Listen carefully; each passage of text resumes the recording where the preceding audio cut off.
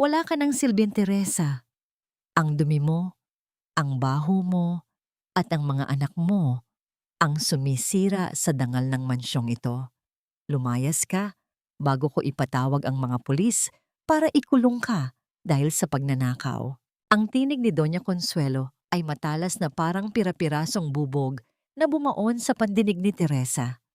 Sa loob ng marangyang dining hall, ang liwanag mula sa kristal na chandelier ay naglalambing sa mamahaling kristal na baso ng alak na hawak ng ginang. Sa labas, ang malakas na pagbuhos ng ulan ay tila nagagalit sa mundo. Binabasa ang manipis na tela ng damit ni Teresa na kanina pa nakadikit sa kanyang balat. Nakayuko si Teresa, ang kanyang mga kamay ay magaspang at nanginginig sa lamig. Hawak-hawak niya ang isang maliit at kupas na pitaka. Sa loob ng mansyon, naririnig niya ang halakhak ni Manolo, ang katiwala. Habang binibilang nito ang mga perang dapat sana ay para sa pagkain at gamot ng kanyang anak.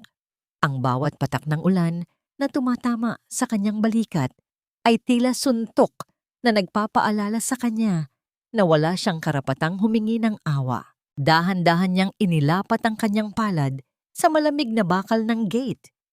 Ang kanyang mga daliri ay namumutla at may mga sugat mula sa maghapong paglalaba ng mabibigat na kurtina ng mansyon. Gusto niyang magmakaawa. Gusto niyang sabihin na ang bunso niyang si Junjun ay nanginginig na sa taas ng lagnat sa gilid ng kalsada. Ngunit ang bawat salita ay naiipon sa kanyang lalamunan, naging isang mapait na bukol ng kahihiyan. Ang paghinga niya ay mabigat. Tila bawat hininga ay kailangan niyang nakawin mula sa hangin. Tumingin siya sa kanyang refleksyon sa salamin ng pintuan. Isang babaeng pagod, gutom, at tila nilamon na ng kapalaran. Tila bumalik ang kanyang gunita sa panahong nangako siya sa kanyang mga anak na magiging maayos ang lahat. Ngayon, ang pangakong iyon ay basang-basa na, tulad ng kanyang mga damit. Habang naglalakad palayo sa ilaw ng mansyon, naramdaman ni Teresa ang isang bagay sa ilalim ng kanyang paa. Isang papel na nalaglag mula sa sasakyan ni Don Ricardo kanina. Pinulot niya ito. Ang papel ay basa na at halos mabura ang tinta. Ngunit malinaw ang nakasulat na mga numero at isang pangalan na hindi dapat naroroon. Nakatayo siya roon, sa gitna ng dilim, habang ang mga bata ay nakayakap sa kanyang mga binti.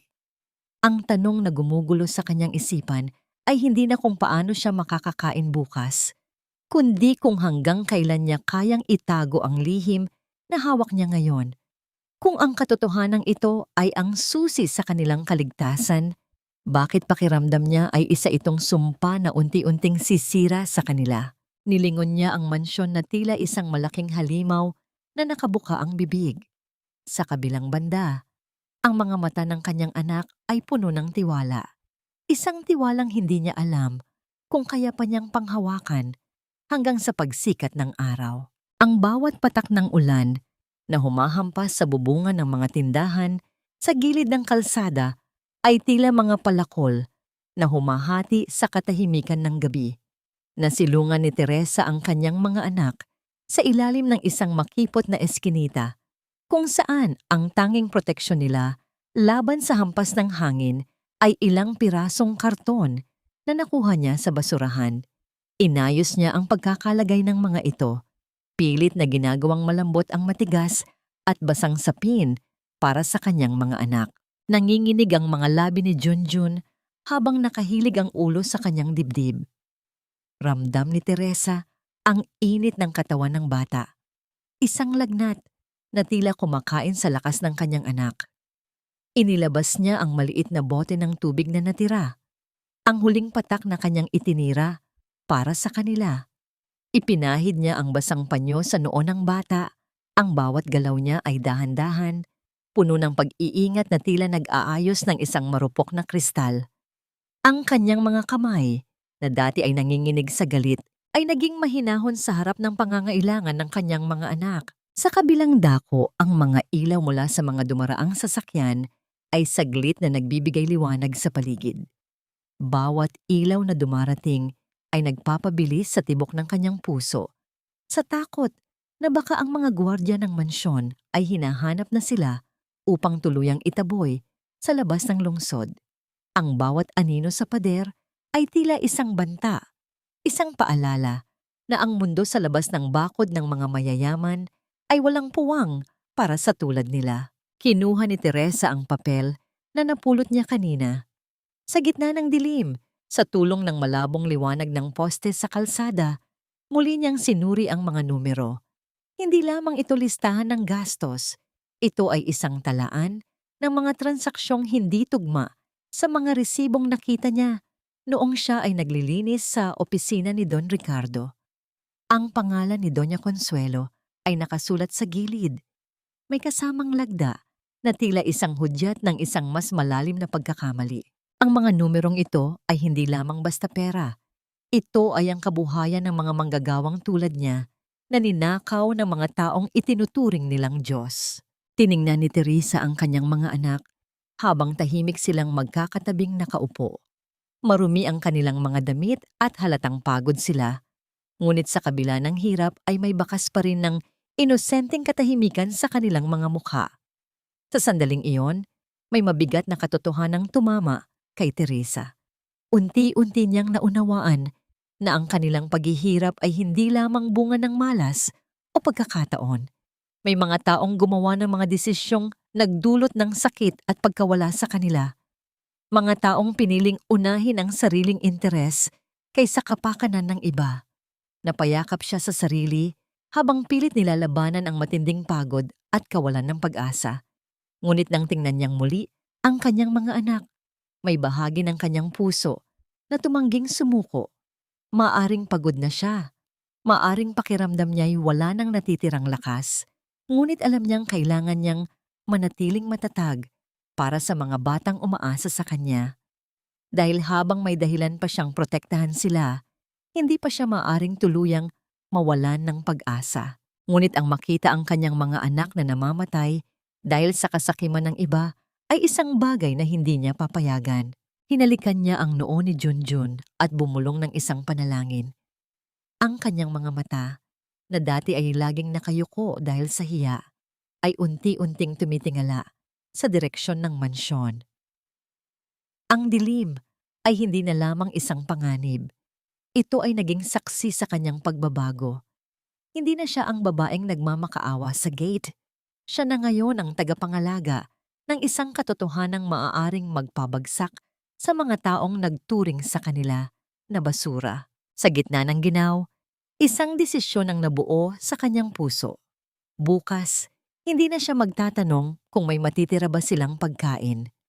Magtatanong siya kung hanggang kailan magtatago ang mga magnanakaw sa likod ng kanilang ginto.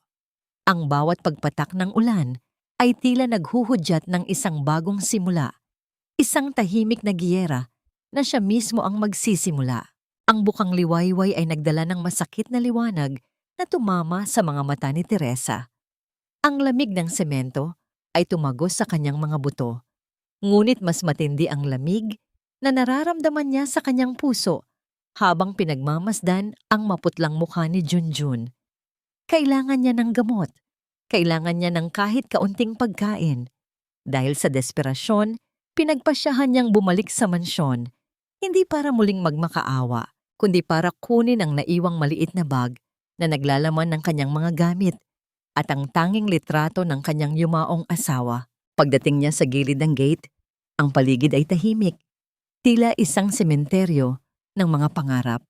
Ngunit hindi pa siya nakakalapit nang tuluyan nang makita niya si Manolo na nakatayo, nakahalukip-kip, at may ngiting mapang-uyam habang hinahawakan ang kanyang bag. Ang bag na yon ay nakabukas na at ang mga gamit niya ay nakakalat sa putikan. Akala mo ba ay madali kang makakabalik dito matapos mong nakawin ang tiwala ng Donya? Bulyaw ni Manolo. Ang bawat salita niya ay parang latigo na humahampas sa katahimikan ng umaga. Wala akong kinuha, Manolo. Gusto ko lang kunin ang mga gamit ko. Sagot ni Teresa. Ang kanyang boses ay nanginginig, ngunit may bakas ng katatagan. Wala? Eh?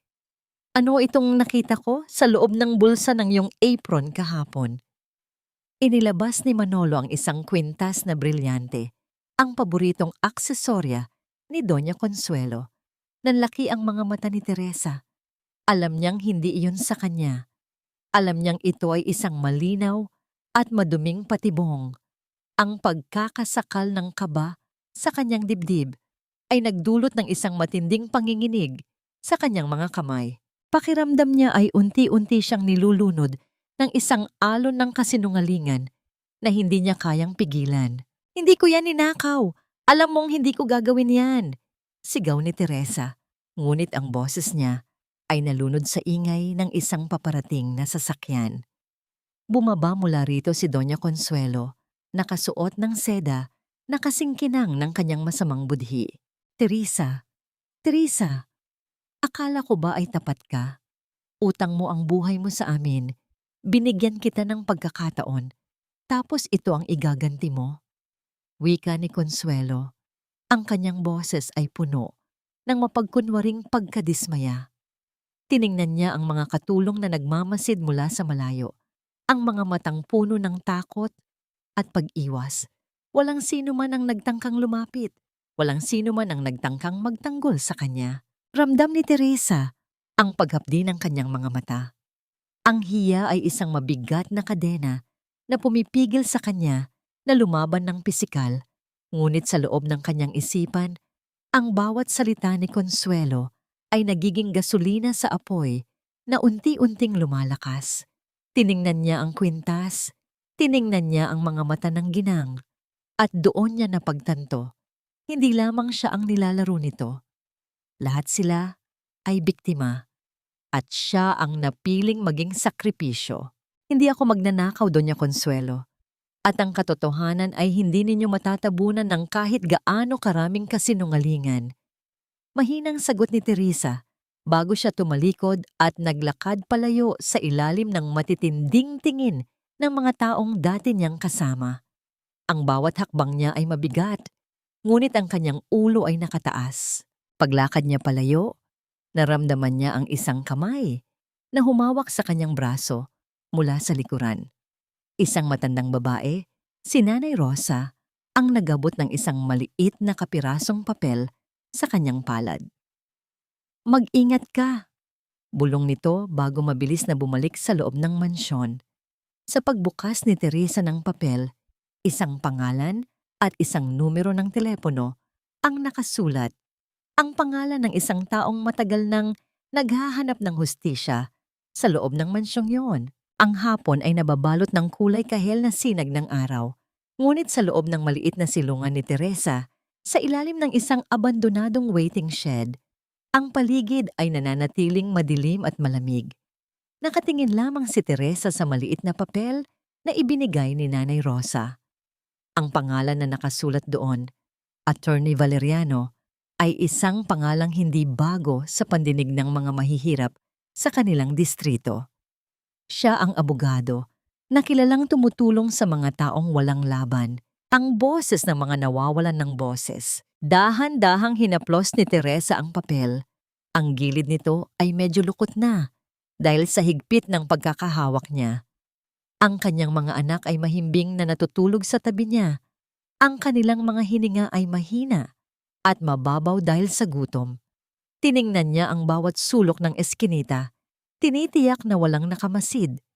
Ang takot ay patuloy na kumakabog sa kanyang dibdib, parang isang ibong pilit na kumakawala sa hawla.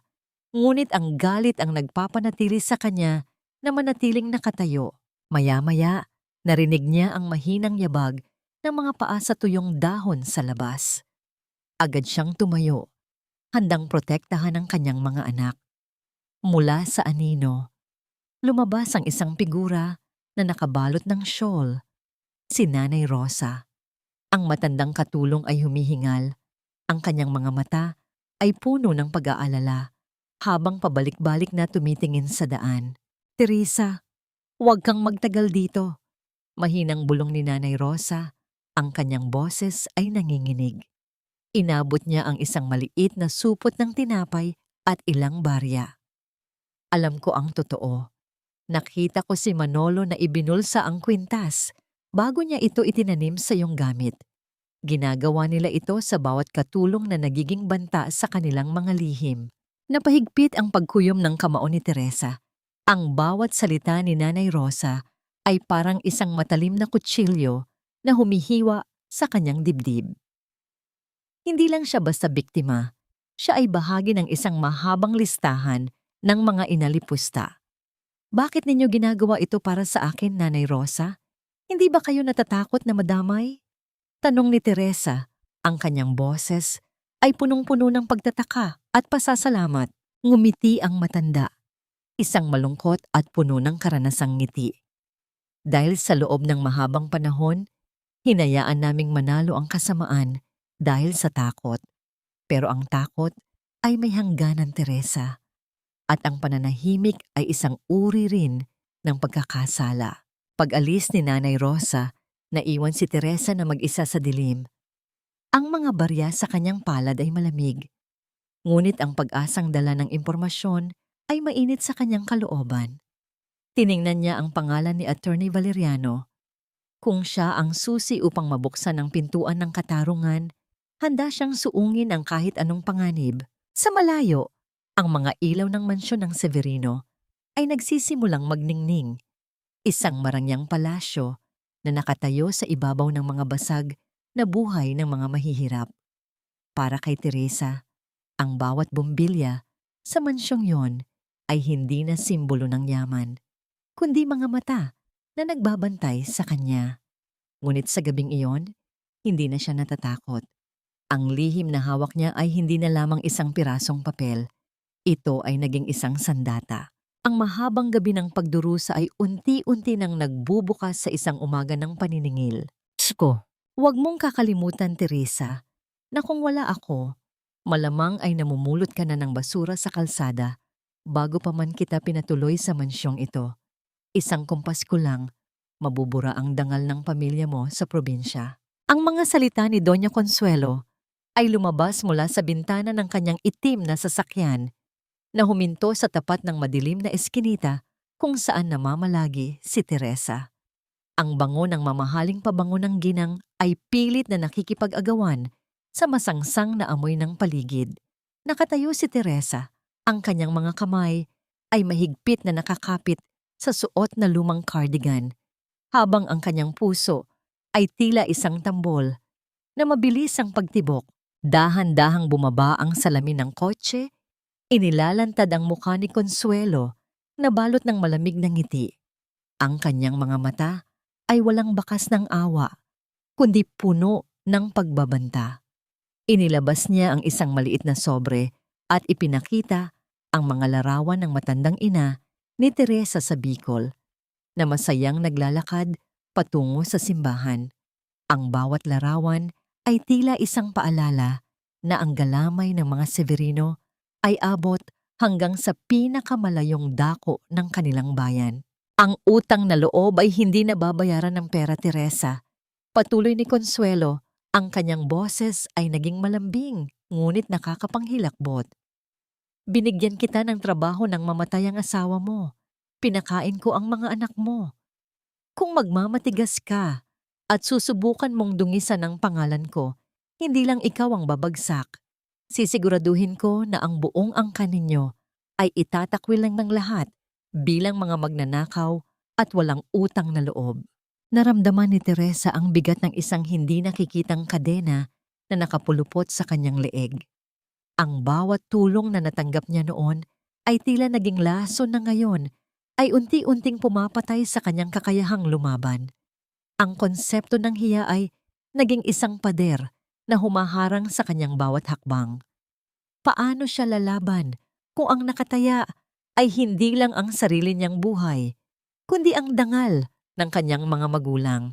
Yumuko si Teresa. Ang kanyang mga luha ay pumatak sa maruming semento. Mabilis na sumisipsip sa alikabok. Ang bawat patak ay simbolo ng kanyang pagkatalo sa harap ng kapangyarihan. Ano po ang gusto ninyong gawin ko?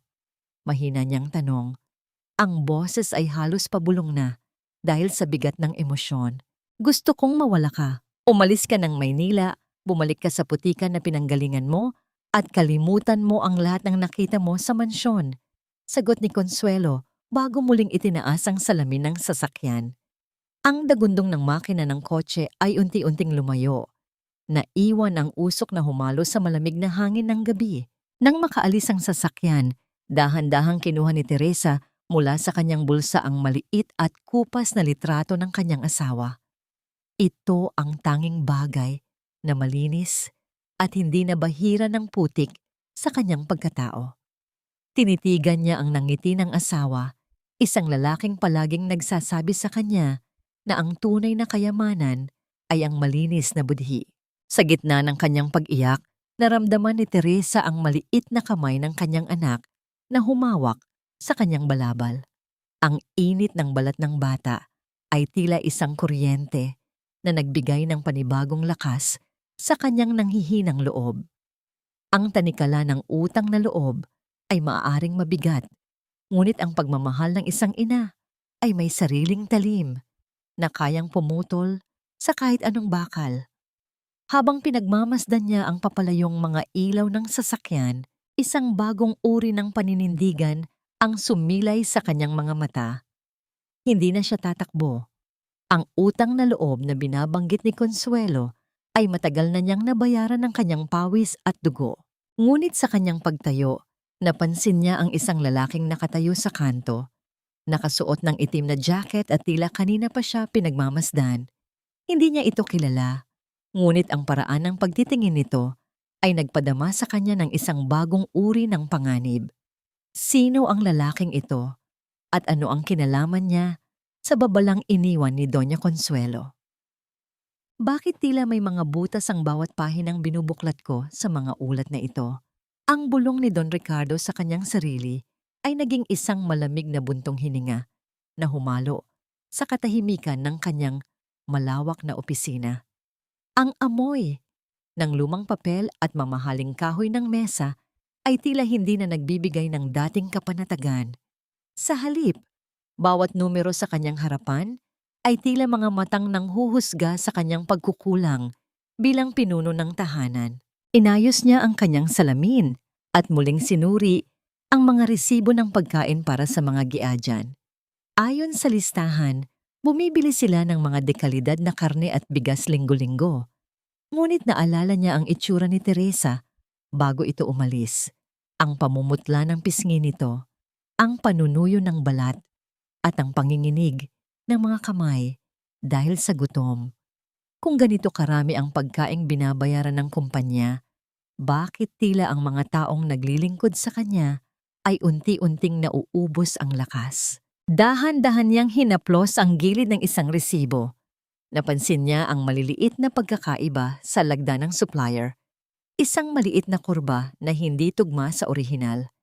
Ang kanyang puso ay nagsimulang tumibok ng may kabigatan. Hindi siya tanga. Ang tagumpay niya sa negosyo ay bunga ng matalas na pakiramdam sa mga maliliit na detalye. Ngunit sa loob ng kanyang sariling bahay, tila hinayaan niyang maging bulag siya dahil sa tiwala. Eksaktong sandaling iyon, bumukas ang pinto at pumasok si Doña Consuelo, may dalang tasa ng tsaa. Ang tunog ng kanyang mga takong sa makintab na sahig ay tila isang babala. Ricardo, bakit gising ka pa?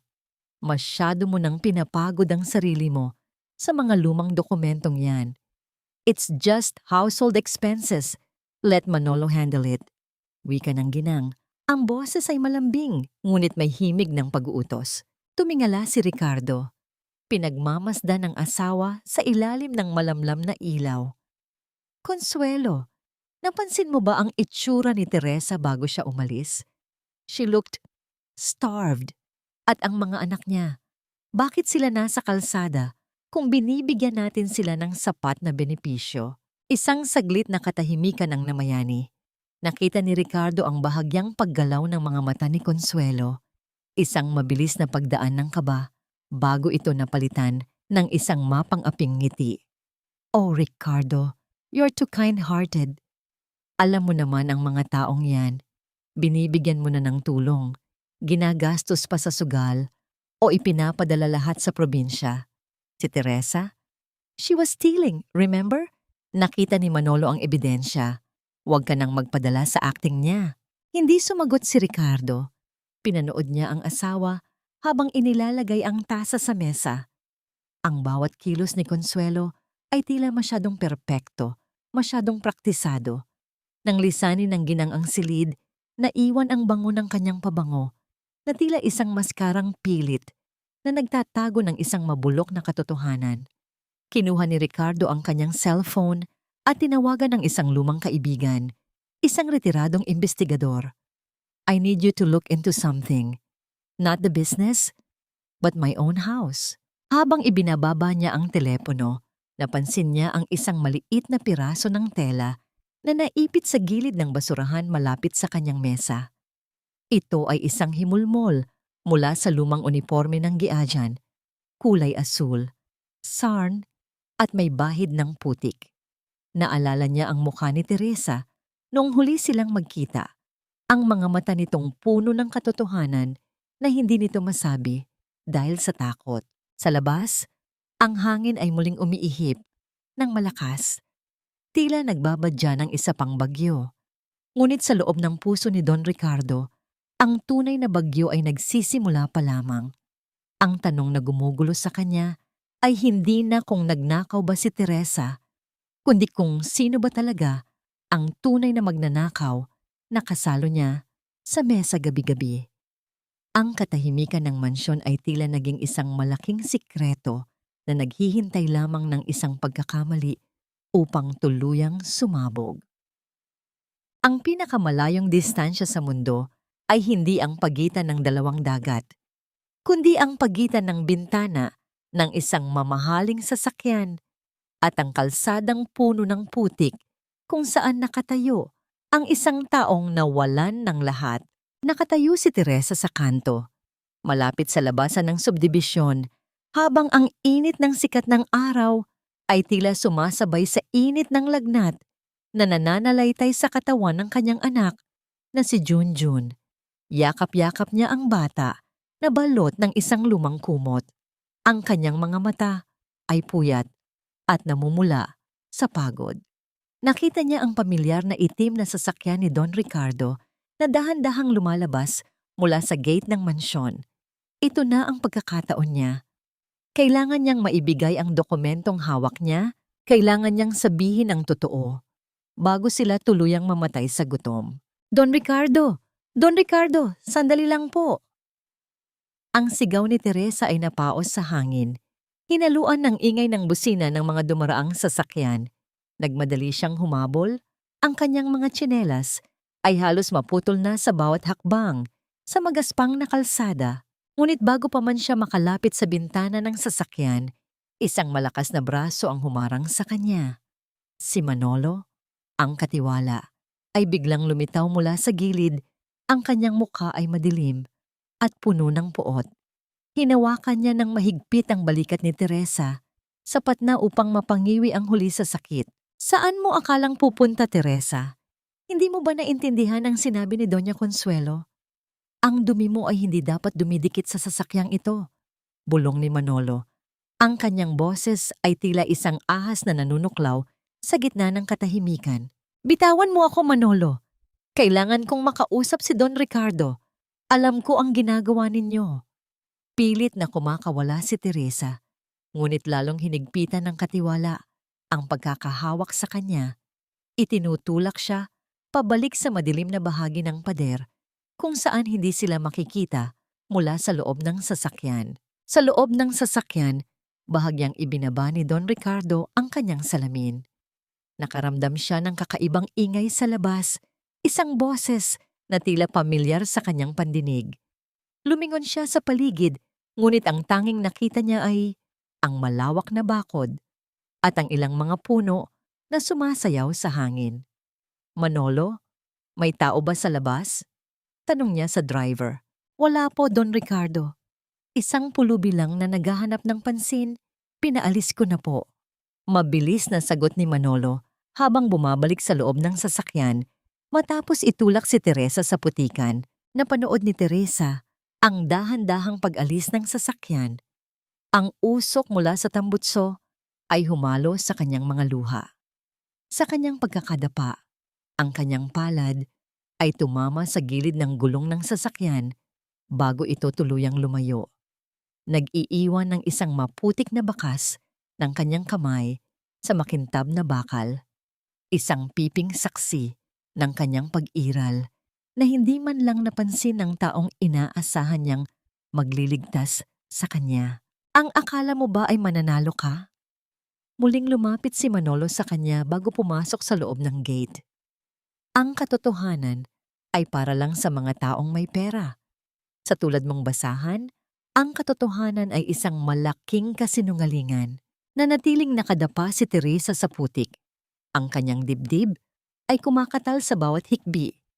Ngunit sa ilalim ng kanyang katawan, mahigpit pa rin niyang hawak ang dokumentong nakatago sa loob ng kanyang damit. Tumingala siya sa langit, ang kanyang mukha ay basa ng ulan at luha. Ngunit ang kanyang mga mata ay nagniningning sa isang bagong uri ng determinasyon. Hindi man siya nakita ni Don Ricardo ngayon, sisiguraduhin niyang maririnig nito ang kanyang boses sa paraang hindi na nila makakalimutan. Ngunit sa kanyang pagtayo, isang hindi inaasahang pangyayari ang naganap. Isang motorsiklo ang huminto sa kanyang tapat at ang lalaking nakasuot ng helmet ay dahan-dahang nag-alis nito. Ito ang lalaking nakita niya sa kanto kagabi. Teresa, sumama ka sa akin kung gusto mong mabuhay ang mga anak mo. Wika ng lalaki. Ang kanyang boses ay malamig, ngunit may halong awtoridad na hindi matatanggihan. Huwag kang matakot, Teresa. Hindi ako kalaban. Pero kung hindi ka kikilos ngayon, bukas ay baka wala na sa piling mo ang mga anak mo. Ang tinig ng lalaking nasa harap ni Teresa ay parang isang malamig na hampas ng hangin sa gitna ng tag-init. Nakatayo pa rin si Teresa sa putikan. Ang kanyang mga kamay ay mahigpit na nakayakap kay Junjun na tila ba mawawala ito sa kanya sa isang kisap mata. Ang bawat salita ng lalaki ay tumitimo sa kanyang isipan, nagdudulot ng isang uri ng takot na mas matindi pa sa gutom at pagod. Ang takot na mawalan ng anak. Lumingon si Teresa sa paligid. Ang kanyang mga mata ay naniningkit sa gitna ng silaw ng araw. Ang lalaki ay si Mang Cardo, ang dating driver ni Don Ricardo na tinanggal sa trabaho dahil sa isang kasalanang hindi naman nito ginawa. Ang mukha nito ay bakas ng hirap, ngunit may isang uri ng talas sa kanyang mga mata na nagsasabing alam niya ang bawat sulok ng maruming laro sa loob ng mansyon. Ano ang ibig mong sabihin, Mang Cardo? Tanong ni Teresa, ang kanyang boses ay nanginginig. Halos hindi lumalabas sa kanyang tuyong lalamunan. Naramdaman niya ang pagpintig ng kanyang sentido. Isang hudyat ng paparating na sakit ng ulo, dala ng matinding stress. Pakiramdam niya ay unti-unting guguho ang mundo sa ilalim ng kanyang mga paa. Narinig ko ang plano ni Doña Consuelo sa opisina bago ako tuluyang umalis kahapon. Simula ni Mang Cardo, habang inaalalayan si Teresa na tumayo. Nagpadala na siya ng tao sa DSWD. Gagamitin niya ang kahirapan mo, ang pagtulog ninyo sa kalsada, para patunayan na hindi ka karapat-dapat na ina. Gusto kanyang ilayo sa mga bata para wala ka ng dahilan na bumalik o magsalita laban sa kanya. Sa pagkakataong yun, pakiramdam ni Teresa ay tumigil ang pag-ikot ng mundo. Ang bawat hininga niya ay naging mabigat, tila may malaking bato na nakadagan sa kanyang dibdib. Ang kanyang mga kamay ay naging manhid at ang tanging nararamdaman niya ay ang mabilis na tibok ng puso ni Junjun na nakasandal sa kanya. Ang mamanahin niyang pait mula sa mga Severino ay hindi na lamang pagnanakaw ng kanyang dangal, kundi ang pag-agaw sa mismong dahilan ng kanyang paghinga. Hindi nila magagawa yon, bulong ni Teresa, habang ang mga luha ay muling nagsisimulang dumaloy sa kanyang maruming pisngi. Ang bawat patak ng luha ay puno ng ulat ng isang inang handang pumatay at mamatay para sa kanyang mga anak. Ang kanyang katawan na kanina ay nanghihina, ay biglang naging matigas. Tila isang kuta na handang harapin ang anumang unos. Magagawa nila yon dahil may pera sila, Teresa. Sa bansang ito, ang boses ng mahirap ay madaling malunod sa kalansing ng ginto. Wika ni Mang Cardo, ang boses ay puno ng pait. Inabutan niya si Teresa ng isang maliit na bote ng gamot para sa lagnat ni Junjun. Umalis na tayo rito. May alam akong matutuluyan ninyo pansamantala. Isang lugar na hindi nila agad maiisip. Sumama si Teresa kay Mang Cardo. Ang bawat hakbang niya ay puno ng pag-aalinlangan, ngunit wala na siyang ibang pagpipilian. Habang lulan sila ng lumang motorsiklo, tinitigan ni Teresa ang mga naglalakihang gate ng subdivision na unti-unting lumiliit sa kanyang paningin. Sa bawat distansyang nalalagpasan nila, lalong tumitindi ang kanyang pagnanais na bumalik, hindi bilang isang biktima, kundi bilang isang ina na naniningil. Ngunit nang makarating sila sa maliit na bahay na sinasabi ni Mang Cardo, sa dulo ng isang masikip na barangay, isang itim na van ang nakaparada sa tapat nito. Ang mga lalaking nakasuot ng uniforme ng gobyerno ay pababa na. May hawak na mga papeles at nakatingin ng diretso sa kanila. Napaatras si Teresa, ang kanyang hininga ay naging mabilis at mababaw. Mang Cardo, sila na ba yon? Tanong niya. Ang boses ay puno ng desperasyon. Sa gitna ng ingay ng paligid, ang tanging naririnig ni Teresa ay ang sarili niyang kaba. Ang tanong na gumugulo sa kanyang isipan, huli na ba ang lahat? Ito na ba ang katapusan ng aking pagiging ina? Kukunin ba nila ang aking mga anak dahil lamang sa ako ay mahirap at walang kapangyarihan? Ang tanong na ito ay paulit-ulit na humahampas sa isipan ni Teresa habang nakatingin sa mga lalaking pababa mula sa itim na van. Ang bawat hakbang ng kanilang makintab na sapatos sa semento ay tila tunog ng hatol na nagpapabilis sa tibok ng kanyang puso. Naramdaman niya ang malamig na pawis na gumagapang sa kanyang likuran, habang ang kanyang mga kamay ay lalong humigpit sa yakap kay Junjun. Ang bawat hininga niya ay naging isang panalangin, isang tahimik na pagsamo sa langit na huwag hayaang magtagumpay ang kasamaan. Dahan-dahang lumapit ang pinuno ng mga lalaki, may hawak na folder at nakasuot ng unipormeng tila mula sa gobyerno. Ang kanyang mukha ay walang emosyon, parang isang pader na hindi matitibag ng anumang luha.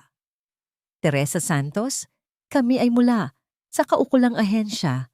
May ulat kaming natanggap tungkol sa kaligtasan ng iyong mga anak. Kailangan ninyong sumama sa amin para sa isang investigasyon. Wika nito, ang boses ay formal ngunit may halong lamig na nakakapanghina ng loob. Ngunit bago pa man makasagot si Teresa, humarang si Mang Cardo. Ang kanyang tindig ay matatag, ang kanyang mga mata ay nagniningning sa katapangan.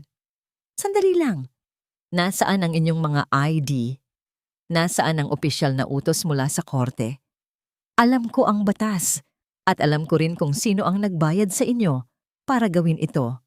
Hamon ni Mang Cardo. Ang kanyang boses ay naging isang kalasag na pumoprotekta kay Teresa. Ang tensyon sa paligid ay naging kasing bigat ng hangin bago ang isang malakas na bagyo. Nakita ni Teresa ang saglit na pag-aalinlangan sa mga mata ng mga lalaki. Sa sandaling iyon, napagtanto niya na ang takot ay hindi lamang para sa mga tulad niyang mahihirap. Ang mga taong gumagawa ng masama ay natatakot din sa katotohanan. Dahan-dahan niyang inilabas ang kanyang cellphone, isang lumang modelo na may basag na screen, at sinimulang pindutin ang record button. Sabihin ninyo sa harap ng kamera kung sino ang nag-utos sa inyo. Sabihin ninyo kung magkano ang ibinayad ni Doña Consuelo para agawin ang mga anak ko, deklara ni Teresa. Ang kanyang boses ay hindi na nanginginig. Ang bawat salita niya ay puno ng isang bagong tuklas na lakas. Ang pagiging ina ay nagbigay sa kanya ng talim na hindi kayang tumpian ng kahit anong ginto. Nang makita ang cellphone at ang matapang na paninindigan ni Teresa, ang mga lalaki ay dahan-dahang umatras. Ang kanilang katahimikan ay naging kumpirmasyon ng kanilang maling pakay. Sumakay silang muli sa van at mabilis na humarurot palayo. Nag-iiwan ng usok na unti-unting napaparam sa hangin. Nang mawala ang panganib, napaupo si Teresa sa sahig. Ang kanyang mga binti ay tila naging jelly dahil sa tindi ng adrenaline. Ngunit sa gitna ng kanyang panghihina, binuksan niya ang lumang bag na dala niya. Doon, kasama ang mga SARN na uniforme, ay ang mga dokumentong napulot niya, ang tunay na ebidensya ng pagnanakaw ni na Manolo at Doña Consuelo. Mang Cardo, kailangan nating ayusin ito. Bawat piso na ninakaw nila ay katumbas ng bawat patak ng pawis ng mga katulong na tulad ko. Wika ni Teresa habang inilalatag ang mga papel sa mesa. Sa tulong ng isang maliit na kandila, sinimulan nilang pag-isahin ang mga piraso ng katotohanan. Ang bawat numero ay tila isang tinig na sumisigaw ng katarungan. Ang bawat pekeng lagda ay isang ebidensya ng pagtataksil sa tiwala ni Don Ricardo. Isang matamis na sandali ang naganap. Nang kumuha si Teresa ng isang pirasong tinapay at hinati ito sa 3 para sa kanyang 2 anak at kay Mang Cardo. Ang maliit na kilos na ito ay nagpakita ng kanyang busilak na puso na kahit sa gitna ng sariling kakulangan ay hindi nakakalimot magbahagi. Habang ang gabi ay lumalalim, ang kuta ni Teresa ay hindi na lamang isang maliit na bahay sa dulo ng barangay. Ito ay naging isang sentro ng operasyon. Ngunit sa gitna ng kanilang paghahanda, isang hindi kilalang numero ang tumawag sa cellphone ni Teresa. Pagkasagot niya, isang pamilyar at nakakangilabot na boses ang narinig niya sa kabilang linya. Akala mo ba ay ligtas ka na, Teresa? Binabantayan ko ang bawat galaw mo. Isang maling hakbang at hinding-hindi mo na makikita ang pagsikat ng araw kasama ang mga anak mo. Ang boses ay kay Manolo at ang tunog ng kanyang tawa ay tila isang sumpa na bumalot sa katahimikan ng silid. Magkano, Liza? Magkano ang halaga ng buhay namin para ipagpalit mo sa pera ni Doña Consuelo? Ang boses ni Teresa ay tila isang marupok na sinulid na malapit ng maputol. Nakatayo siya sa loob ng madilim na kusina ng bahay ni Mang Cardo. Ang tanging liwanag ay mula sa isang bumbilyang aandap-andap sa kisame. Sa harap niya, nakayuko si Liza, ang batang katulong na itinuring ni Teresa na parang sariling kapatid sa loob ng mansyon. Hawak ni Liza ang isang mamahaling cellphone na halatang hindi galing sa kanyang maliit na sahod. At sa screen nito ay ang huling tawag mula kay Manolo. Ang sakit na nararamdaman ni Teresa ay hindi na lamang galing sa gutom o pagod. Ito ay isang uri ng hapdi na nagmumula sa kaibuturan ng kanyang kaluluwa, ang hapdi ng pagtataksil.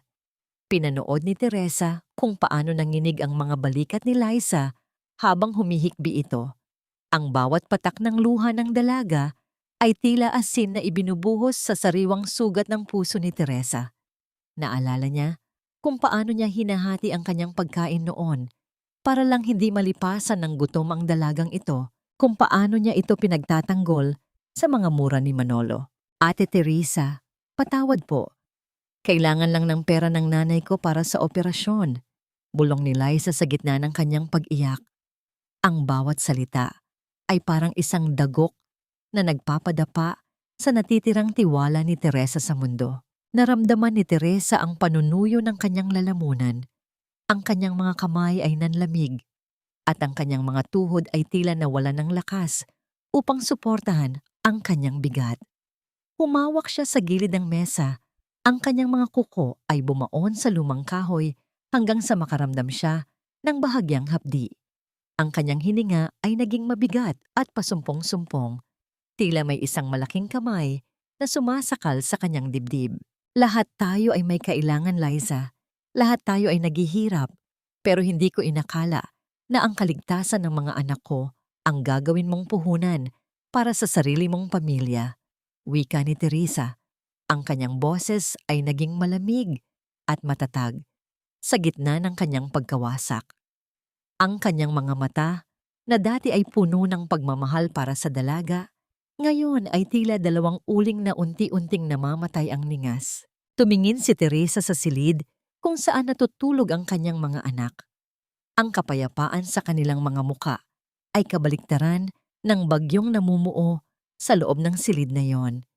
Ang bawat sakripisyo niya, ang bawat gabing ginugol niya sa ilalim ng ulan ay muntik nang mabaliwala dahil sa isang taong pinagkatiwalaan niya. Ang mithiin niyang pagalingin ang sugat ng kahapon ay tila nadagdagan ng isang panibago at mas malalim na peklat. Dahan-dahang lumapit si Teresa kay Liza at kinuha ang cellphone mula sa kamay nito. Walang laban na ibinigay ang dalaga.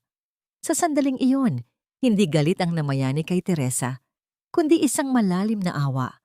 Awa para sa isang taong naging biktima rin ng sistemang nagtutulak sa mga mahihirap na magkanya-kanya para lang mabuhay. Umalis ka na, Liza. Umalis ka bago pa magbago ang isip ko at ibigay kita sa mga pulis. Mahinang utos ni Teresa. Pinanood niya ang pag-alis ng dalaga sa gitna ng kadiliman ng gabi. Ang tunog ng pinto na dahan-dahang sumasara ay tila hudyat ng pagtatapos ng isang bahagi ng kanyang buhay. Naiwan si Teresa na mag-isa sa kusina.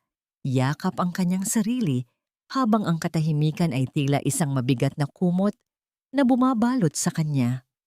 Kinuha niya ang dokumento ng ebidensya mula sa itaas ng cabinet. Tinitiyak na naroon pa rin ito. Ngunit sa kanyang pagtingin sa bintana, nakita niya ang isang liwanag mula sa malayo.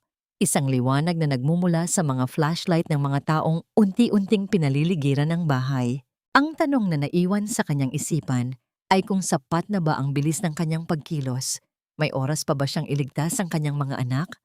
O ang pagtataksil ni Liza ang magiging huling pako sa krus na kanyang pinapasan? Ang bawat tibok ng orasan sa dingding ay tila isang babala na ang panganib ay mas malapit na kaysa sa kanyang inaasahan. Sumuko ka na, Teresa. Walang nananalo sa taong hindi marunong tumanaw ng utang na loob. Ibigay mo ang mga dokumento at baka sakaling kaawaan pa kita.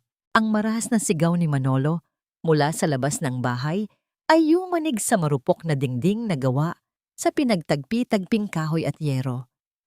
Ang bawat salita niya ay tila isang daluyong na nagnanais lumunod sa natitirang lakas ni Teresa. Sa loob ng silid, dahan-dahang binuhat ni Teresa ang kanyang mga anak. Ang bawat kilos niya ay puno ng pag-iingat na tila humahawak ng pinakamahalagang kayamanan sa mundo. Inilagay niya sila sa ilalim ng lumang papag, tinatakpan ng mga sarn na kumot upang hindi sila makita ng sinumang papasok. Habang ginagawa ito, hinawakan ni Teresa ang maliit na laruang gawa sa kahoy na pagmamay-ari ni Junjun. Ang kahoy ay makinis na dahil sa dalas ng paglaro rito ng bata, isang simbolo ng payak na kaligayahan sa gitna ng kanilang kapighatian. Ang miron ng kanilang nakaraan ay tila nagbibigay sa kanya ng lakas.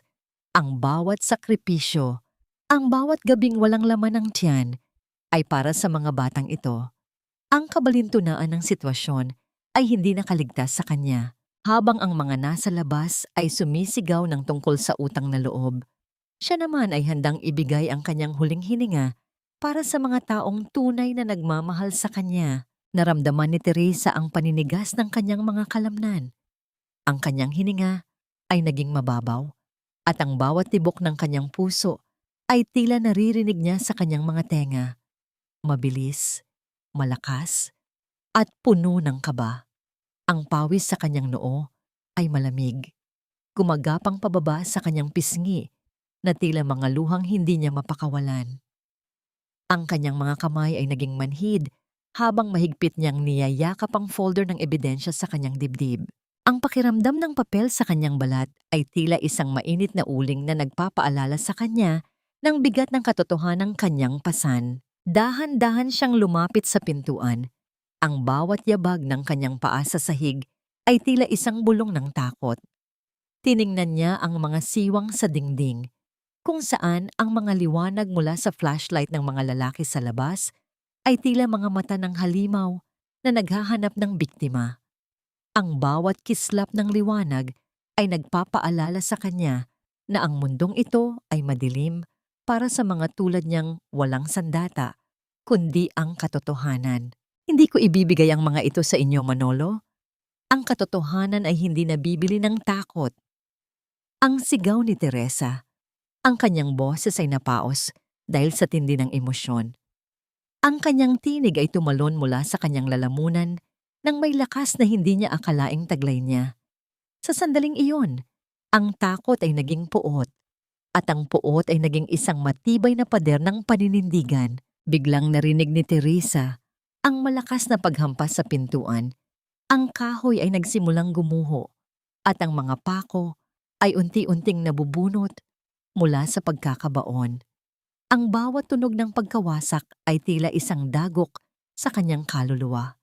Napasandal siya sa pader, ang kanyang mga mata ay naniningkit habang hinihintay ang tuluyang pagpasok ng mga kalaban. Ang hangin sa loob ng silid ay naging kasing bigat ng bakal, tila nauubusan na siya ng puwang upang huminga. Sa gitna ng kaguluhan, isang maliit na kamay ang humawak sa kanyang laylayan. Si Junjun, na lumabas mula sa ilalim ng papag, ay tumingin sa kanya nang may mga matang puno ng luha, ngunit walang takot. "Inay, huwag po kayong iiyak. Nandito po ako," bulong ng bata. Ang init ng palad ng anak ay tila isang mahika na nagpatahimik sa ingay sa labas. Nang tuluyang mawasak ang pinto, hindi ang mga tauhan ni Manolo ang unang pumasok.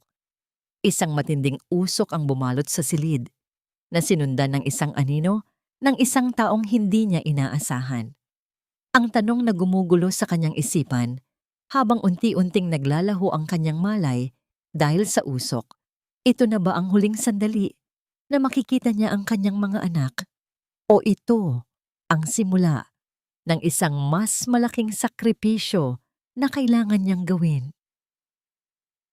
Patay na ba ako? O ito na ang impyernong inihanda nila para sa akin? Ang unang pumasok sa isipan ni Teresa ay ang lasa ng abo at ang hapdi ng usok na tila ba naging libu-libong karayom na tumutusok sa kanyang mga baga. Ang bawat paghinga niya ay nagdudulot ng isang mahapdi at tuyot na pakiramdam sa kanyang lalamunan. Tila kinalmot ng matatalas na kuko ang kanyang lalamunan.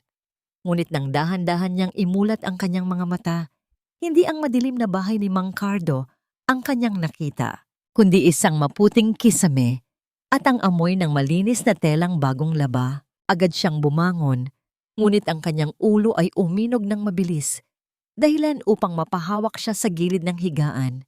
Ang bawat bahagi ng kanyang katawan ay tila mabigat na bakal, nananakit at nanlalambot. Ang mga anak ko. Nasaan ang mga anak ko? Ang kanyang tinig ay napaos. Halos isang pabulong na pagsamo na humalo sa katahimikan ng silid. "Huwag kang maligalig, Teresa. Ligtas sila. Kasama sila ni Nanay Rosa sa kabilang silid." Ang mahinahong boses ni Mang Cardo ang sumagot sa kanya. Nakatayo ang matandang driver sa may pintuan, kasama ang isang lalaking may salamin at hawak na itim na bag, si Attorney Valeriano. Naramdaman ni Teresa ang isang matinding daluyong ng kaluwagan na dumaan sa kanyang dibdib, sapat upang mapaiyak siya ng tahimik. Ang bawat patak ng kanyang luha ay tila naghuhugas sa dumi at takot na namuo sa kanyang puso noong gabing iyon. Ang kanyang mga kamay, na dati ay nanginginig sa takot, ay dahan-dahang humigpit sa pagkakahawak sa kumot. Ang pakiramdam ng pagiging ligtas ay isang marangyang bagay na matagal na niyang hindi natitikman. Lumapit si Attorney Valeriano at naupo sa tabi ng higaan. Nabasa ko ang mga dokumentong nailigtas ni Cardo mula sa sunog, Teresa. Hindi lang ito basta pagnanakaw. Ito ay isang malawakang pandaraya sa kumpanya at sa mga tauhan. Ngunit kailangan natin ng higit pa sa papel. Kailangan natin ng pagkakataon na hindi nila kayang itanggi o takpan. Tumingin si Teresa sa abogado. Ang kanyang mga mata ay nagniningning sa gitna ng pamumutla. Ang anniversary gala ng mga Severino, doon po, attorney, doon magsisimula ang lahat. Doon nila ipinapakita sa mundo ang kanilang kabutihan. Gusto kong doon din makita ng mundo ang kanilang tunay na anyo. Wika ni Teresa, ang kanyang boses ay naging matatag, tila isang bagong hasang patalim. Ang bawat salita niya ay puno ng determinasyon, isang uri ng tapang na nabuo mula sa pagkakadapa sa putikan. Isang matamis at tahimik na sandali ang naganap nang pumasok ang kanyang mga anak sa silid. Lumapit si Teresa sa kanyang anak na babae at dahan-dahang inayos ang buhok nito. Ang kanyang mga daliring, may mga sugat pa, ay naging malambot sa paghaplos. Pinanood niya ang bawat ngiti ng mga bata, ang kanilang mga tawa na tila mga kampanilya na nagpapahayag ng pag-asa. Ito ang kanyang golden moment, ang mapagtanto na sa kabila ng lahat ng dumi na ibinato sa kanya, ang kanyang kakayahang magmahal ay nananatiling dalisay. Sinimulan nila ang paghahanda. Sa tulong ni Attorney Valeriano at Mangcardo, maingat nilang binuo ang plano. Ang bawat detalye ay tila isang piyesa ng puzzle na unti-unting nabubuo. Ang mga recording ni Teresa, ang mga pekeng resibo, at ang testimonya ni Nanay Rosa ay pagsasama-samahin upang maging isang malakas na sandata. Ang kanyang puso ay tumitibok ng may bagong layunin. Hindi na siya ang biktima. Siya na ang magiging boses ng katarungan. Ngunit habang tinitingnan ni Teresa ang imbitasyon sa gala na nakuha ni Mangcardo, napansin niya ang isang maliit na sulat sa likod nito. Isang pangalan ang nakasulat na nagpatigil sa paghinga niya.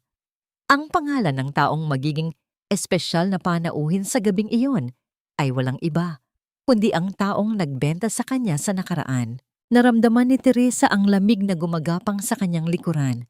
Ang bawat balahibo niya ay tumayo sa takot at galit. Ang tanong na gumugulo sa kanyang isipan, sapat na ba ang kanyang paghahanda laban sa mga demonyo ng nakaraan? O ang gabing iyon ay magiging isang malaking patibong na naman para sa kanya? Ang bawat hakbang patungo sa liwanag ay tila may kasamang mas mahabang anino na naghihintay na lumamon sa kanya. Ang dangal ay hindi isang damit na isinusuot at hinuhubad, Teresa. Ang dangal ay ang balat na hindi mo kayang tanggalin kahit anong dumi ang itapon nila sa iyo. Ang bulong na ito ni Nanay Rosa ang naging tanging sandigan ni Teresa habang tinititigan niya ang kanyang refleksyon sa salamin. Hindi na ang babaeng may basang damit at putik sa mukha ang nasa harap niya. Nakasuot siya ng isang disenteng asul na bestida, ang kanyang buhok ay maayos na nakapusod at ang kanyang mga mata, ang mga matang dati ay puno ng takot. Ngayon ay nagniningning sa ilalim ng ilaw ng silid.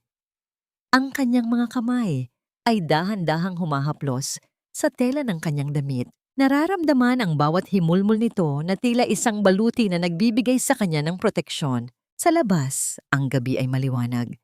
Dahil sa mga dekorasyon ng mansyon ng Severino, ang bawat bintana ng malaking bahay ay naglalabas ng ginintuang liwanag, habang ang musika mula sa isang maliit na orkestra ay maririnig hanggang sa labas ng bakod.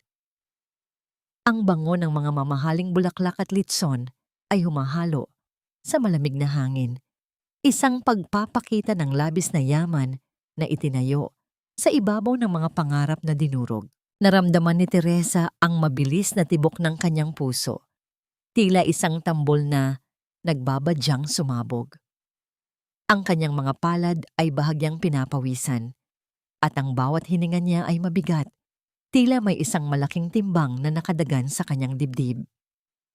Sa bawat hakbang niya patungo sa gate, nararamdaman niya ang panginginig ng kanyang mga tuhod, ngunit ang bawat alaala ng kanyang mga anak na nanginginig sa ginaw ay nagtutulak sa kanya na magpatuloy. Ang paghihirap ng nakaraan ay naging isang matibay na pundasyon para sa kanyang bawat hakbang ngayon. Sa tulong ni Mangcardo, na muling nakasuot ng uniforme ng driver upang makapasok ng hindi napapansin, dahan-dahang nakalusot si Teresa sa gilid ng hardin. Ang bawat kislap ng mga kristal na baso sa loob ng dining hall ay tila mga matang nanghuhusga sa kanyang bawat galaw. Nakita niya si Doña Consuelo sa gitna ng karamihan nakasuot ng kulay pulang gown, na kasing tindi ng kanyang kasamaan. Ang tawa ng ginang ay malakas at mapangapi. Tila ipinagmamalaki sa buong mundo ang kanyang tagumpay sa panlilinlang. Hinanap ng mga mata ni Teresa si Don Ricardo. Nakita niya ito sa isang sulok, mukhang pagod at malalim ang iniisip. Malayo sa masayang kumpol ng mga bisita. Ang bawat guhit sa mukha ng Don ay tila nagsasabi ng isang kwento ng kalungkutan na itinago sa likod ng kayamanan. Naramdaman ni Teresa ang isang uri ng awa para sa lalaking ito, ang lalaking niloloko ng sarili niyang pamilya sa loob ng mahabang panahon. Ito na ang pagkakataon natin, Teresa. Handa na ang lahat. Bulong ni Mang Cardo sa kanyang likuran. Ang bawat salita ng matanda ay tila isang hudyat ng digmaan. Inilabas ni Teresa ang folder mula sa kanyang bag. Ang bigat ng mga papel sa kanyang kamay ay tila bigat ng isang buhay na nagnanais na mapalaya. Dahan-dahan siyang lumapit sa pintuan ng Grand Hall. Ang bawat yabag ng kanyang sapatos sa makintab na sahig ay tila isang tunog ng orasan na bumibilang sa huling sandali ng mga kasinungalingan. Ngunit bago pa man siya makapasok ng tuluyan, isang boses mula sa likuran ang nagpatigil sa kanya. Saan ka pupunta, Teresa? Akala mo ba ay ganito kadali ang lahat? Ang boses ay hindi kay Manolo, kundi kay Liza, ang dalagang nagkanulo sa kanya noon. Nakatayo si Liza sa dilim, may hawak na radyo, at ang kanyang mga mata ay puno ng takot at pagsisisi. Naramdaman ni Teresa ang panunuyo ng kanyang lalamunan. Ang bawat balahibo niya ay tumayo sa takot na baka ito na naman ang simula ng kanyang pagkatalo. Ang tanong na gumugulo sa kanyang isipan, ang pagkakaroon ba ni Liza rito ay isang paraan ng pagbabayad puri? O ito ang huling patibong na tuluyang maglulubog sa kanya sa dilim? Ang katahimikan sa pagitan nila ay tila isang malaking pader na naghihiwalay sa katarungan at sa panibagong pagtataksil. Huwag kang matakot, Ate Teresa. Ako ang dapat na humingi ng patawad sa iyo. Hayaan mong ako naman ang tumayo para sa katotohanan. Ang boses ni Liza ay halos pabulong, ngunit puno ng isang uri ng katatagan na hindi inasahan ni Teresa. Sa halip na pigilan siya, inabutan ni Liza si Teresa ng isang maliit na flash drive. Nandyan ang lahat, ate. Ang mga usapan nila Manolo at Doña Consuelo na palihim kong ni-record sa loob ng mansyon nung mga nakaraang gabi. Alam ko ang password ng sound system sa loob. Naramdaman ni Teresa ang isang matinding bugso ng emosyon. Ang bawat luhang pumatak mula sa kanyang mga mata ay tila naghuhugas sa lahat ng pait ng pagtataksil na naramdaman niya noon. Ang paghawak niya sa kamay ni Liza ay mahigpit, isang tahimik na pagpapasalamat na mas malakas pa sa anumang salita. Ang kanilang pagkakaunawaan ay naging isang liwanag sa gitna ng madilim na pasilyo ng mansyon. Dahan-dahang binuksan ni Teresa ang malaking pinto ng Grand Hall. Ang liwanag mula sa mga chandelier ay tila sumalubong sa kanya ng may kabagsikan, nakakasilaw at nakakahilo. Sa entablado, nakatayo si Doña Consuelo, hawak ang isang kopita ng alak, habang nagbibigay ng talumpati tungkol sa pagkalinga sa mga nangangailangan. Ang bawat salita ng ginang ay tila isang malaking insulto sa bawat patak ng pawis at dugo na ibinigay ni Teresa sa pamilyang ito. Ang tunay na yaman ay ang puso na marunong magbahagi, wika ni Consuelo sa harap ng mga bisita. Ang tunog ng palakpakan ay umalingaw-ngaw sa buong silid, ngunit bigla itong naputol nang makita ng lahat ang isang babaeng asul, ang bestida, na naglalakad sa gitna ng aisle. Tumigil ang musika. Ang bawat bulong ng mga bisita ay tila naging isang malaking alon ng pagtataka. Nakita ni Teresa si Don Ricardo na unti-unting tumatayo mula sa kanyang upuan. Ang kanyang mukha ay puno ng pagkabigla at hindi maipaliwanag na emosyon. Teresa? Ang tanging nabigkas ng Don, ang kanyang boses ay nanginginig. Magnanakaw! Bakit mo pinayagang makapasok ang babaeng yan dito? Ang sigaw ni Consuelo. Ang kanyang mukha ay biglang namutla. Ang kanyang boses ay tumaas sa tono ng takot na nagbabalat kayo bilang galit. Manolo, ilabas ang babaeng yan. Ngayon din. Lalapit na sana si Manolo. Ngunit bago pa man ito makahakbang, ang malakas na speaker sa loob ng hall ay nagsimulang maglabas ng isang tunog. Hindi musika, kundi ang boses ni na Manolo at Consuelo. Madali lang utuin si Ricardo Manolo. Basta't ipakita natin na maayos ang lahat, hindi niya mapapansin na kalahati ng pondo para sa mga katulong ay diretso sa account natin. Ang boses ni Consuelo ay umalingaw-ngaw sa bawat sulok ng silid. Ang bawat salita ay malinaw. Tila isang dagok na tumatama sa mukha ng bawat taong naroroon. Kasunod nito ay ang boses ni Manolo. At si Teresa, paano kung magsalita siya? Huwag kang mag-alala. Itanim mo ang kwintas sa gamit niya. Kapag naging magnanakaw siya sa paningin ni Ricardo, wala nang maniniwala sa kanya kahit magsabi pa siya ng totoo. Ang katahimikan sa loob ng Grand Hall ay naging kasing bigat ng isang libingan. Ang bawat bisita ay nakatingin kay Consuelo, na ngayon ay nanginginig na ang mga kamay at nabitawan ang kanyang kopita. Ang tunog ng pagbasag ng kristal sa sahig ay tila hudyat ng tuluyang pagkawasak ng kanyang maskara. Naglakad si Teresa patungo kay Don Ricardo at inilapag ang folder ng ebidensya sa kanyang harapan. Hindi po ako magnanakaw, Don Ricardo. Ang tanging ninakaw ko lang po sa gabing ito ay ang pagkakataon na sabihin sa inyo ang katotohanang matagal na ninyong dapat nalaman. Wika ni Teresa. Ang kanyang boses ay matatag, puno ng dignidad na hindi kayang tumpian ng anumang yaman. Tumingin si Don Ricardo sa asawa. Ang kanyang mga mata ay puno ng matinding puot at pagkadismaya. Hindi siya nagsalita, ngunit ang paraan ng kanyang pagtingin ay sapat na upang malaman ni Consuelo na tapos na ang kanyang panunungkulan sa mansyong yon.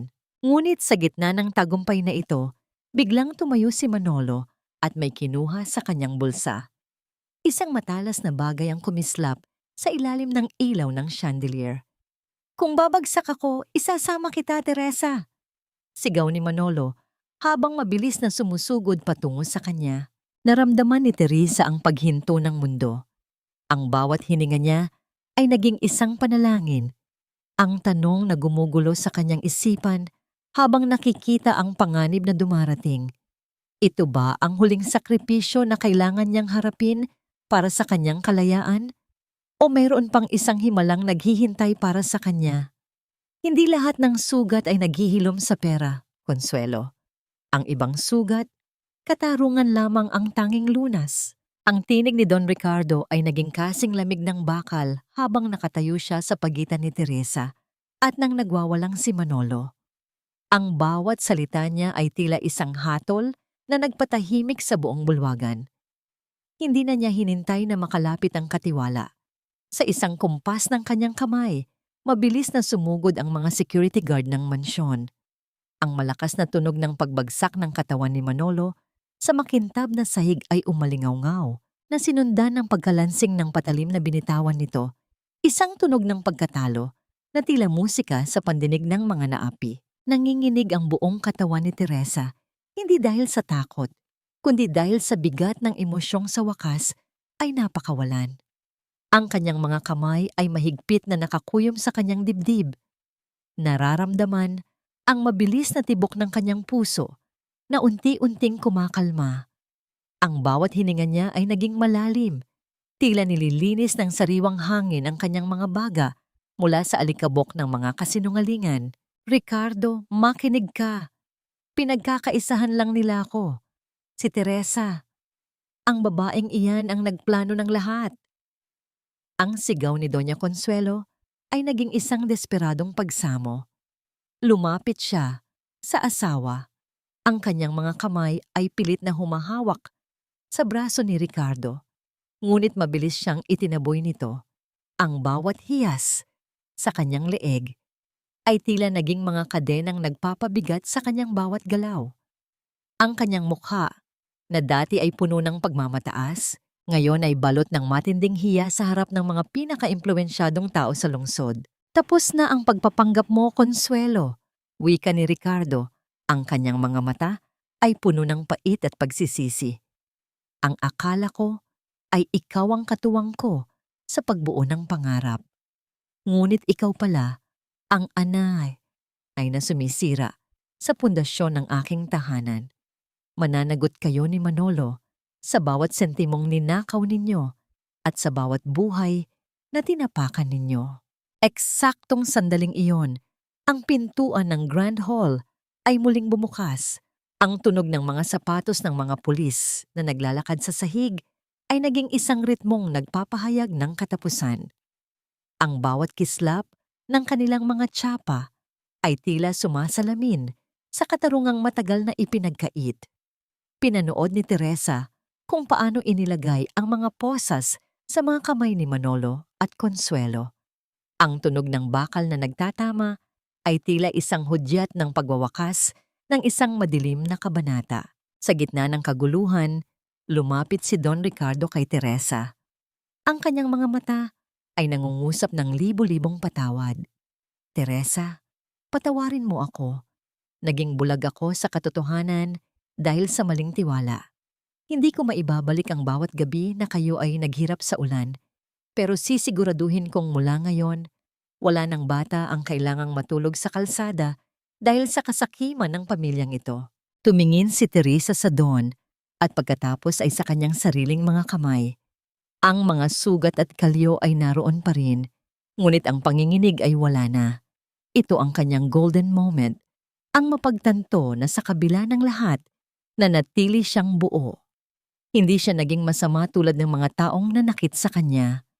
Ang patawad po ay hindi hinihingi sa salita. Don Ricardo, ito ay pinapatunayan sa gawa. Mahinahong sagot ni Teresa. Ang kanyang boses ay may dignidad na mas matimbang pa sa lahat ng gintong nasa loob ng mansyon. Habang inalalayan ni Mang Cardo si Teresa, palabas ng bulwagan, nilingon niya ang mansyon sa huling pagkakataon. Ang liwanag ng mga chandelier ay tila unti-unting namamatay sa kanyang paningin, habang ang liwanag ng bukang liwayway sa labas ay nagsisimulang sumilip. Ang tanong na naiwan sa kanyang puso. Sa paglisan niya sa lugar na ito, handa na ba ang kanyang puso na tuluyang maghilom? O ang mga bakas ng nakaraan ay mananatiling isang aninong susunod sa kanya sa kanyang bagong simula? Sa malayo, narinig niya ang tawag ng kanyang mga anak. Ang kanilang mga tinig ay tila mga awit ng kalayaan na naghihintay sa kanya sa labas ng bakod. Ang takip silim sa Maynila ay hindi na simbolo ng pagtatapos ng pag-asa para kay Teresa. Sa halip, ang kulay kahel at lilang langit ay tila isang malawak na canvas na nagpipinta ng katahimikan sa kanyang puso. Nakaupo siya sa beranda ng isang maliit ngunit maaliwalas na bahay. Isang tahanang hindi nagawa sa karton at yero, kundi sa mga pangarap na sa wakas ay nagkaroon ng matibay na pundasyon. Ang bango ng namumukadkad na mga bulaklak ng dama de noche ay humahalo sa sariwang hangin, isang amoy na nagpapaalala sa kanya na ang buhay, kahit gaano kapait ang pinagdaanan, ay may kakayahang muling maging matamis. Pinanood ni Teresa ang kanyang mga anak na naglalaro sa damuhan. Si Junjun, na dati ay nanginginig sa lagnat sa gitna ng bagyo, ngayon ay tumatakbo ng may sigla. Ang kanyang tawa ay tila isang malambing na melodiya na nagpapawi sa bawat alaala ng lungkot. Nakasuot sila ng malilinis na uniforme, handa para sa kanilang pag-aaral kinabukasan. Ang bawat kislap sa kanilang mga mata ay ang pinakamahalagang kayamanan na natanggap ni Teresa. Isang kayamanang hindi kayang nakawin ng kahit sinong donya o katiwala. Dumaan si Don Ricardo ng hapong iyon, hindi bilang isang makapangyarihang amo, kundi bilang isang kaibigan na nahanap ang kanyang sariling kapayapaan. Sa ilalim ng kanyang pamumuno, ang mansyon ng Severino ay naging isang huwaran ng katarungan para sa mga manggagawa. Ang Teresa Santos Foundation ay naitatag na upang magbigay ng tulong sa mga pamilyang biktima ng pang-aabuso at kahirapan. Ang bawat biktima na lumalapit sa kanila ay nakakahanap ng boses dahil si Teresa mismo ang nagsisilbing patunay na ang katotohanan ay may sariling lakas. Napatawad mo na ba sila, Teresa? Tanong ni Don Ricardo habang pinagmamasdan ang paglubog ng araw. Tumingin si Teresa sa malayo, sa direksyon kung saan matatagpuan ang bilangguan kung nasaan sina Consuelo at Manolo. Naramdaman niya ang huling bigat sa kanyang dibdib na unti-unting naglalaho, tila isang usok na tinatangay ng hangin. Ang pagpapatawad po ay hindi nangangahulugang kinalimutan ko ang sakit, Don Ricardo. Ang pagpapatawad ay ang pagpapasya na hindi ko nahahayaang kontrolin ng galit ang aking bukas. Malaya na po ako at iyon ang pinakamahalagang katarungan. Sa paglubog ng araw, naramdaman ni Teresa ang isang malalim na binigyan, isang kapayapaang nagmumula sa kaibuturan ng kanyang kaluluwa. Ang bawat peklat sa kanyang mga kamay ay hindi na simbolo ng pagkaalipin, kundi mga medalya ng kanyang katatagan. Ang aral na iniwan ng kanyang kwento para sa lahat ay simple. Ang tunay na yaman ay hindi nasusukat sa ginto o sa taas ng bakod ng isang mansyon, kundi sa dangal ng isang tao na handang tumayo para sa katotohanan, anuman ang kapalit. Dahan-dahang pumasok si Teresa sa loob ng kanyang bahay. Isinasara ang pinto ng may ngiti. Sa loob, ang mesa ay handa na para sa kanilang hapunan, isang simpleng pagsasalo na puno ng pagmamahalan. Ang bawat subo ng pagkain ay may lasa ng tagumpay at ang bawat panalangin ay may himig ng pasasalamat.